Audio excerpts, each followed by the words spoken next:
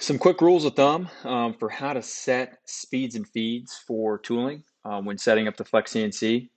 So I've written down the formula that we use as a guide just to get started. Obviously, you need to refer to your tooling manufacturer, and there's always exceptions to this. This is specifically for when we're looking at dealing with imperial numbers.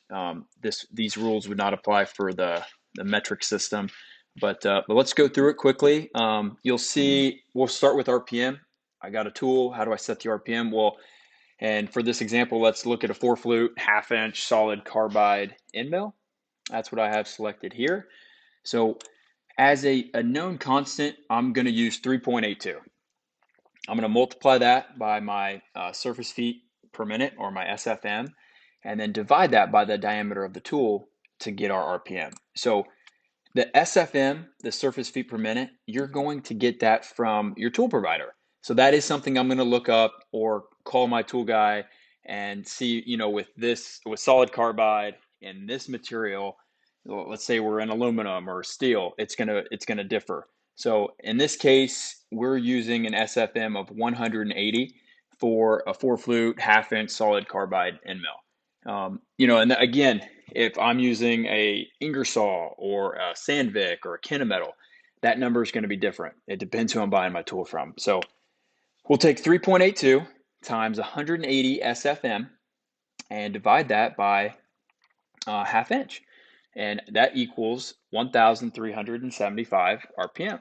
So that's where I'm going to start out in my program. So when I set up my tool, and I'm going to use, we'll call it 1,400 revolutions per minute. So for this half-inch solid carbide end mill, there's my RPM. Now the next part of the formula is like, well, okay, I have my RPM. Now how do I set my feed? So for my feed, again, the same 4-flute half-inch solid carbide end mill. We're going to take the feed per revolution, which again, now this comes from my tool manufacturer. So hey, for this 4-flute half-inch solid carbide end mill, we need to get a number from them. And so we looked it up, and for this particular tool, it calls out 2.5 thou per tooth. So it's a 4-flute. So we need to multiply that by 4 to get basically 10 thousandths. So per revolution. And you can see the formula.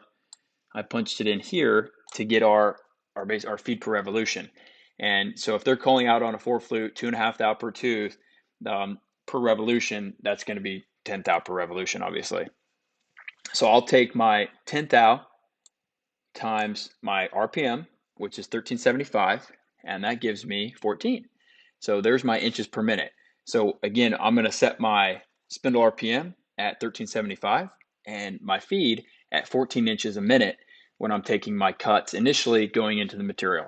And like I said, now this is a general rule of thumb, just for those that are getting started, and as a baseline to get the program developed and then start doing my first cut, make sure everything sounds good. I very well may, depending on my fixturing and length of tooling and all that stuff, I may have to tweak it a little bit, but hopefully that helps. So in summary, we've got the half-inch end mill.